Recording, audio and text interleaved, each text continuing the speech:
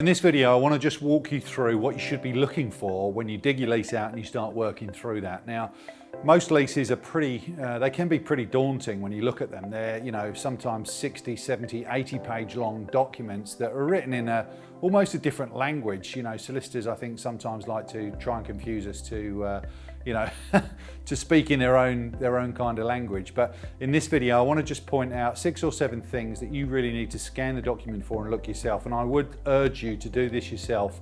Don't just rely on somebody else. You'd be amazed the amount of leases we read that people have had solicitors look at and had other people look at, and things have been missed. So even if you're paying someone else to do that, do scan through it yourself and just look for these things initially to make sure that you understand if they are in there, what the implications are, and in some instances what you need to do to sort that out before you list the business for sale. So one of the biggest ones, one of the main ones to look out for is what's called a demolition or a relocation clause. So they're pretty aggressive clauses that basically, in layman's terms, can mean that the landlord can give you 6 months notice and that's it, you're out, you're gone, in a worst case scenario. Sometimes they're a bit softer in the respect that there'll be a payout figure if the landlord exercises that option. And sometimes there's different time periods. So it might be in the existing term, or it could be on the option or the second option. So really important to go through. That's probably one of the key ones because that will have a massive impact on the value of your business. So look for the term demolition, relocation, or anything around that kind of terminology that's basically saying the landlord, if he decides to knock the building down or do major works, major renovations, then you can get given notice. So double check, make sure that you've got that one ticked off and that that's not in there. Another clause you want to look at is the assignment clause. Now, when you get a buyer, the assignment clause is basically outlining what the process looks like in relation to you coming off the lease and the buyer coming on. So you're basically assigning the lease from you across to the buyer. Those clauses are pretty standard, but make sure you just have a read through that and you understand your particular lease, what the landlord's looking for.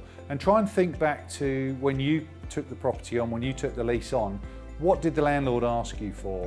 What did the agent ask for? What did you have to provide? Was it a business plan? Was there financials? Make sure that you remember and you're aware of what your landlord's likely to need in order to get the assignment across, because it doesn't matter what we agree in regards to an offer. You could have a full price offer or an overprice offer. If the landlord doesn't approve the assignment, the deal's dead. So we need to make sure that we've got proper planning, proper preparation done to get all of the stuff that's required for the assignment in place. So have a scan through the assignment clause, make sure you understand what that looks like. And as I said, you don't feel you've got to read the whole document, but do scan through it and look out for these things specifically. The other thing you want to take notice of is your renewal period and your options. So you should be aware, obviously, of the time that's left on the front end period, or whether you're in an option or where you are currently in your lease. Make sure you understand what the option period is after that and how much time is having to be given to exercise that option. So have a good look at that as well. Whilst you're doing that, look at the increases. So how much is the landlord currently increasing the rent? Is it fixed 3%, 4%, CPI?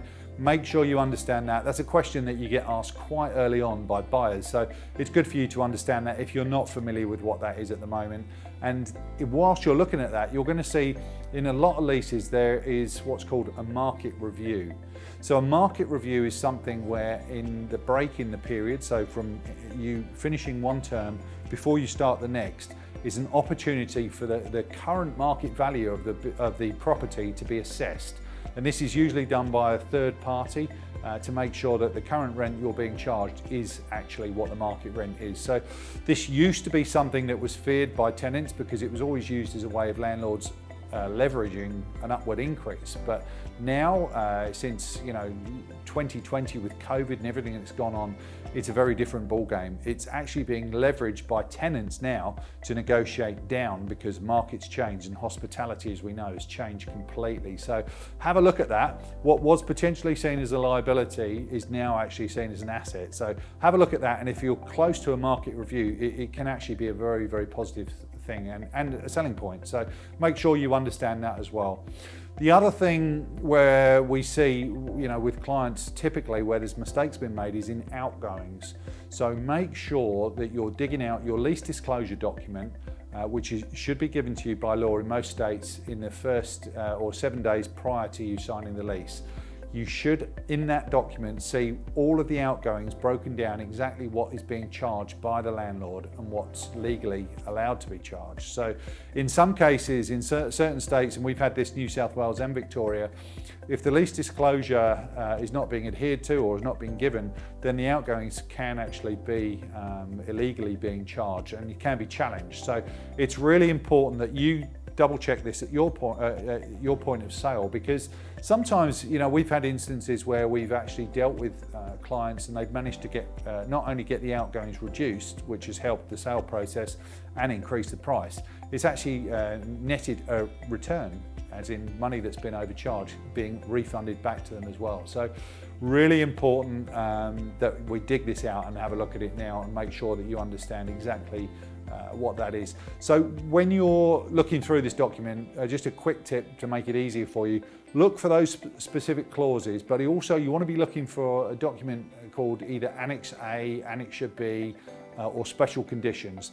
Those typically will be the key things that relate to the main body of the lease. So if you scan the document for those first and the lease disclosure document, it's going to save you a lot of time. You're going to understand exactly the points that I've just made will all be outlined in the annex or in the special conditions.